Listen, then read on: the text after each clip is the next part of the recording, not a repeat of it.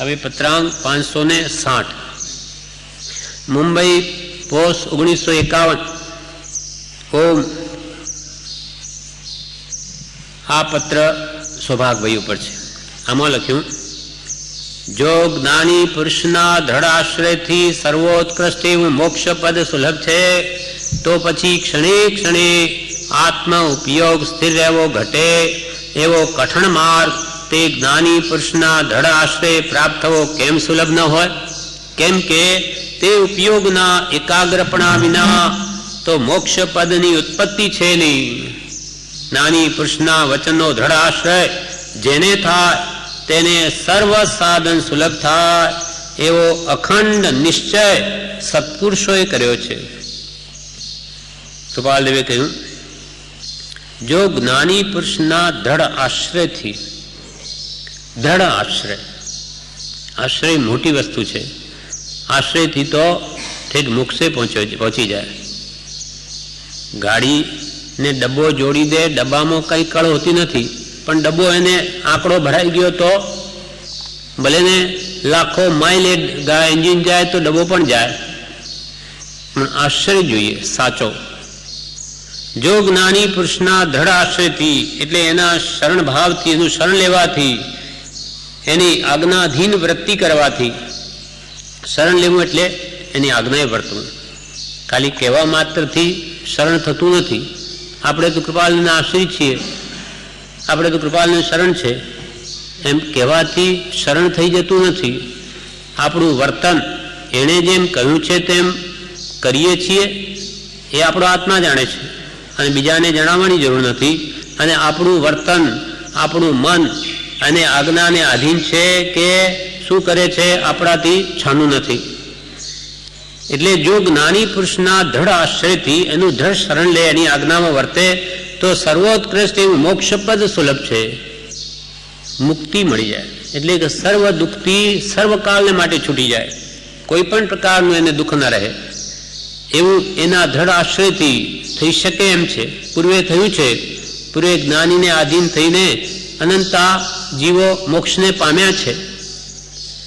જો જ્ઞાની પુરુષના દ્રઢ આશ્રયથી સર્વોત્કૃષ્ટ એવું મોક્ષ પદ સુલભ છે, મોક્ષ મળી જાય એની આજ્ઞાએ, તો પછી ક્ષણે ક્ષણે આત્મ ઉપયોગ સ્થિર કરવો ઘટે એવો કઠણ માર્ગ તે જ્ઞાની પુરુષના દ્રઢ આશ્રય પ્રાપ્ત થવો કેમ સુલભ ન હોય? એની આજ્ઞા આરાધવાથી મોક્ષ જ મળી જાય, તો પછી ક્ષણે ક્ષણે આત્માનો ઉપયોગ સ્થિર રહી શકે જે કઠણ માર્ગ છે, છતાં એ જ્ઞાની પુરુષના દ્રઢ આશ્રય પ્રાપ્ત થવો કેમ સુલભ નહીં હોય? સંપૂર્ણ મુક્તિ મળી શકે તો આત્મ શાંતિનું કારણ, આત્માની સ્થિરતા ઉપયોગની, એને કેમ પ્રાપ્ત નહીં થાય? એની આજ્ઞાએ વર્તે તો જરૂર પ્રાપ્ત થાય. કેમ કે તે ઉપયોગના એકાગ્રપણા વિના તો મોક્ષપદની ઉત્પત્તિ છે નહીં. મોક્ષ મળી શકે તો પહેલા એકાગ્રતા વિના, સ્થિરતા વિના તો મોક્ષની ઉત્પત્તિ જ નથી. તો એના પહેલાની ભૂમિકા, મુક્તિ પ્રાપ્ત કરવાની પહેલાની ભૂમિકા એને પ્રાપ્ત કેમ ન થાય? મોક્ષ પ્રાપ્ત થઈ શકે તો એને પહેલાની જે ઉપયોગની એકાગ્રતા એ એને પ્રાપ્ત કેમ ન થઈ શકે? આત્મ ઉપયોગમાં સ્થિરતા. જો જ્ઞાની પુરુષના દ્રઢ આશ્રયથી સર્વોત્કૃષ્ટ એવું મોક્ષ પદ સુલભ છે, તો પછી ક્ષણે ક્ષણે આત્મ ઉપયોગ સ્થિર કરવો ઘટે એવો કઠણ માર્ગ તે જ્ઞાની પુરુષના દ્રઢ આશ્રય પ્રાપ્ત થવો કેમ સુલભ ન હોય? કેમ કે તે ઉપયોગના એકાગ્રપણા વિના તો મોક્ષ પદની ઉત્પત્તિ છે નહીં. જ્ઞાની પુરુષના વચનનો દ્રઢ આશ્રય જેને થાય તેને સર્વ સાધન સુલભ થાય એવો અખંડ નિશ્ચય સત્પુરુષોએ કર્યો છે. સત્પુરુષોએ, કૃપાલ કે મેં એકલા નથી કહેતા, પૂર્વે અનંતા જ્ઞાનીઓ થઈ ગયા, એ બધાએ પણ એ જ કહ્યું છે કે જે આત્મા, જે જીવ સત્પુરુષના વચનનો દ્રઢ આશ્રય કરશે, એને જે વચનો કયા એની પકડ કરશે, એ પ્રમાણે જે વર્તશે, જ્ઞાન દર્શન ચારિત્ર, સમ્યક જ્ઞાન દર્શન ચારિત્ર, ભગવાને જે કહ્યું તે જાણશે, જાણ્યા પછી તે પ્રમાણે શ્રદ્ધશે એમ જ છે, અને તે પ્રમાણે વર્તશે, તેનું કલ્યાણ નિશ્ચિત છે. જ્ઞાની પુરુષના વચનનો દ્રઢ આશ્રય જેને થાય તેને સર્વ સાધન સુલભ થાય. તે મોક્ષે લઈ જાય, બધું જ એને મળી શકે, સર્વ સાધન સુલભ થાય એવો અખંડ નિશ્ચય સત્પુરુષોએ કર્યો છે.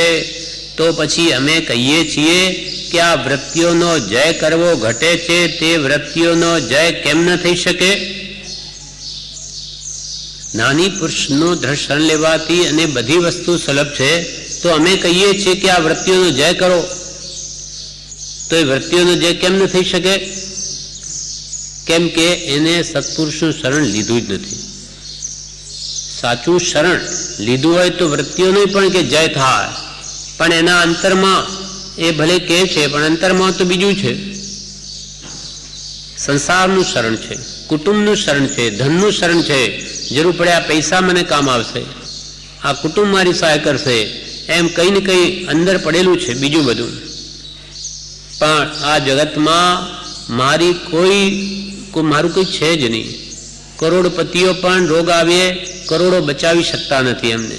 ગમે તેટલું કુટુંબ હોય તો પણ નમી રાજર્ષિની જેમ કોઈ સંભાળ નહીં લેશ કે અનાથી મુનિની જેમ. તો પછી શું કામ એના માટે ખોટી થવું? પણ ધડ આશ્રય નથી લીધો. વૈરાગ્ય ઉપશમ વગર આશ્રય રહેતો જ નથી. નાની પુરુષના વચનનો દ્રઢ આશ્રય જેને થાય તેને સર્વ સાધન સુલભ થાય એવો અખંડ નિશ્ચય સત્પુરુષોએ કર્યો છે. તો પછી અમે કહીએ છીએ કે આ વૃત્તિઓનો જય કરવો ઘટે છે, આ વિષય કષાય વાળી વૃત્તિઓનો જય કરવો જ ઘટે છે. અમે કહીએ છીએ તે વૃત્તિઓનો જય કેમ ન થઈ શકે? આટલું સત્ય છે કે આ દુષ્યમ કાળને વિશે સત્સંગની સમીપતા કે દ્રઢ આશ્રય વિશેષ જોઈએ. કૃપાલ કે આટલી વાત જરૂર છે કે તમારે વૃત્તિઓનો જય કરવો હોય તો આ ભયંકર દુષ્યમ કાળ વર્તે છે. નાની પુરુષનો સમાગમ દુર્લભ છે, એટલે આવા સમયમાં સત્સંગનો જોગ ક્યાંય નથી. એટલે આટલું સત્ય છે કે આ દુષ્યમ કાળને વિશે એટલે વૃત્તિઓનો જય કરવા માટે સત્સંગની સમીપતા, સત્સંગ જોઈએ, સત્સંગ નિકટ સત્સંગમાં રહેવું જોઈએ. સત્સંગની સમીપતા કે દ્રઢ આશ્રય કે જ્ઞાની પુરુષના વચનોનો દ્રઢ આશ્રય જોઈએ. સત્સંગની સમીપતા કે દ્રઢ આશ્રય વિશેષ જોઈએ કે સત્પુરુષનો દ્રઢ આશ્રય વિશેષ જોઈએ. અને અસત્સંગથી અત્યંત નિવૃત્તિ જોઈએ. અને અસત્સંગથી અત્યંત નિવૃત્તિ જોઈએ તો પણ મુમુક્ષુને તો એમ જ ઘટે છે કે કઠણમાં કઠણ આત્મસાધન હોય તેની પ્રથમ ઈચ્છા કરવી કે જેથી સર્વ સાધન અલ્પકાળમાં ફલીભૂત થાય. મુમુક્ષે તો એમ જ ઘટે છે કે કઠણમાં કઠણ સાધન હોય તેની પ્રથમ ઈચ્છા કરવી. ત્યાગ, વૈરાગ્ય, ઉપશમ, ભક્તિ એ બધા. હા, સર્વસંગ પરિત્યાગ તો પહેલા તો અંતરથી ત્યાગે. બાહ્ય ત્યાગ શું કામનો? અનંતવાર આપણે લીધો. અંદરમાંથી હવે ખરેખર એ આસક્તિ તૂટે, બધી વાસનાઓ એ જાય તો ત્યાગ સફળ છે. હવે અંદરથી કાઢવું જોર પડે એને. બહારનું તો બધું મૂકી દે પણ અંદરથી જતું નથી એટલે કામ થતું નથી. એટલે એમ લાગે છે કઠણમાં કઠણ આત્મસાધન હોય, સત્સંગ, ભક્તિ, સ્વાધ્યાય, વિષય કષાયને મૂકવા વગેરે, એ કઠણમાં કઠણ આત્મસાધ તેની પ્રથમ ઈચ્છા કરવી કે જેથી સર્વ સાધન અલ્પકાળમાં ફલીભૂત થાય. શ્રી તીર્થંકરે તો એટલા સુધી કહ્યું છે કે જે જ્ઞાની પુરુષની દશા સંસાર પરીક્ષીણ થઈ છે તે જ્ઞાની પુરુષને પરંપરા કર્મબંધ સંભવતો નથી, તો પણ પુરુષાર્થ મુખ્ય રાખવો કે બીજા જીવને પણ આત્મસાધન પરિણામનો હેતુ થાય. તીર્થંકર ભગવાન તો એમ કહ્યું છે કે જ્ઞાની પુરુષની દશા તો સંસાર પરીક્ષણ જેનો થઈ ગયો છે તેવા જ્ઞાની પુરુષે પણ એને કર્મબંધ પણ નથી જ્ઞાનીને, છતાં એમને પણ પુરુષાર્થને મુખ્ય રાખવો કે જેથી એમને પણ બાહ્ય ત્યાગ પણ જોઈએ એટલો રાખવો, સંયમ, કે જે બીજા જીવને પણ આત્મા સાધન પરિણામનો હેતુ થાય. એ તો અમે જ્ઞાની છીએ, અમારે બહાર ત્યાગ હોય તો શું, ન હોય તો શું, એમ નહીં. ત્યાગવું જ કોઈ અત્યંત કર્મના આવરણ હોય વાત જુદી છે, ઉદયાધીન, બાકી તો ત્યાગ ભાવ જ હોય એનો સહેજે. એટલે તો બીજાને પણ એ લાભ કરતા થાય કે જે બીજા જીવને પણ આત્મસાધન પરિણામનો હેતુ થાય. સમયસારમાંથી જે કાવ્ય લખેલ છે તે તથા તેવા બીજા સિદ્ધાંતો માટે સમાગમે સમાધાન કરવાનું સુગમ પડશે. સમયસારનું જ્યારે સમાગમ થાય ત્યારે પૂછજો. જ્ઞાની પુરુષને આત્મ પ્રતિબંધપણે સંસાર સેવા હોય નહીં, પણ પ્રારબ્ધ પ્રતિબંધપણે હોય, એમ છતાં પણ તેથી નિવર્તવાળું પરિણામને પામે એવી જ્ઞાનીની રીત હોય છે. આત્માના કલ્યાણને રોકે તે પ્રમાણે ભાવથી સંસારમાં જ્ઞાની રહે નહીં, પણ પ્રારબ્ધના કારણે સંસારમાં રહેવું પડે છે. એમ છતાં પણ એ પ્રારબ્ધથી નિવર્તવા રૂપ એવા ભાવને પામે એવી જ્ઞાનની રીત હોય છે. જે રીતનો આશ્રય કરતા આ 3 વર્ષે આ વિશેષ તેમ કર્યું છે અને તેમાં જરૂર આત્મદશાને ભૂલાવે તેવો સંભવ રહે એવો ઉદય પણ જેટલો બન્યો તેટલો સંપરિણામાય વેદ્યો છે. એટલે એવા કઈ પ્રસંગો આવે અમને ભૂલાવી દે, છતાં પણ અમે બને એટલી ક્ષમતા રાખી છે. જો કે તે વેદવાના કાલને વિશે સર્વસંગ નિવૃત્તિ કોઈ રીતે થાય તો સારું એમ સૂઝ્યા કર્યું છે, તો પણ સર્વસંગ નિવૃત્તિએ જે દશા રહેવી જોઈએ તે દશા ઉદયમાં રહે તો અલ્પકાલમાં વિશેષ કર્મની નિવૃત્તિ થાય એમ જાણી જેટલું બન્યું તેટલું તે પ્રકારે કર્યું છે. હા, કેટલું કે સર્વસંગ પરિત્યાગ કરીને જે દશા રહે તેટલી દશા અમે ઘરમાં રાખવાની કોશિશ કરી છે અને એથી વિશેષ નિર્જરા થાય છે. અલ્પકાલમાં વિશેષ કર્મની નિવૃત્તિ થાય એમ જાણી જેટલું બને તેટલું તે પ્રમાણે કર્યું છે. એટલે અસંગ દશામાં તેટલું અમે ઘરમાં રાખવા પ્રયત્ન કર્યો, પણ મનમાં હવે એમ રહે છે કે આ પ્રસંગથી એટલે સકલ ગ્રહવાસથી દૂર થવાય તેમ ન હોય તો પણ વેપાર આદિ પ્રસંગથી નિવૃત્તિ દૂર થવાય તો સારું. વેપાર આદિથી તો દૂર થઈએ, ભલે સંપૂર્ણ સંસાર નિવૃત્તિનો જોગ ના આવે